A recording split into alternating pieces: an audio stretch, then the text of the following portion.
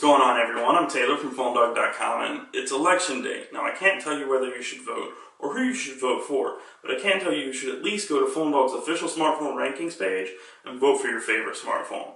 Now, if you're not familiar with what that is, you can go to PhoneDog.com/rankings and vote for your favorite smartphone every week and see how it stacks up against the competition. For those of you a little more familiar with the series, you know that Aaron's typically here to give you a recap on Tuesdays. Well, he couldn't make it this time, and he asked me to cover for him, so who am I to say no? And in week 35, it was kind of a crazy week. The People's Choice chart, there wasn't a lot of movement, but in the Experts chart, there was a lot of surprising changes and flip-flops. So to start with the People's Choice chart, in 5th place was the Samsung Galaxy Nexus Global version, which had 35 votes, so it's barely hanging in there. But it has inside a 1.2 gigahertz TI OMAP dual-core processor, an HD Super AMOLED display that measures 4.65 inches diagonally, and a 5 megapixel camera. So it's not exactly the most beastly phone you can buy these days, but it's still hanging in there. In 4th is the HTC One X with 81 votes. So it's kind of dropped down pretty far in the charts now from where it was before. But inside it's got a 1.5 gigahertz dual-core Snapdragon S4 processor, and it has a 4.7-inch LCD 720p display and an 8 megapixel camera with image cinch technology. So it's a little more apt, I guess you could say. And 3rd is the Apple iPhone 5 with 95 votes. So those two were kind of close. The Apple iPhone 5 has a 4-inch Retina display, a 8 megapixel camera, and an A6 processor inside, which is clocked at around 1.3 gigahertz, or estimated to be clocked around there.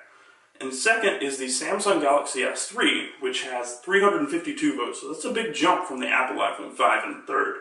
But inside, the Galaxy S3 has similar specifications to, say, the One X. It also has a 1.5 gigahertz dual-core Snapdragon S4 processor, but it has double the RAM, 2 gigs of RAM, and it also has an 8 megapixel camera. And the display is negligibly larger. It's 4.8 inches and it's HD Super AMOLED, so it's pin tile, which may not bode well with some.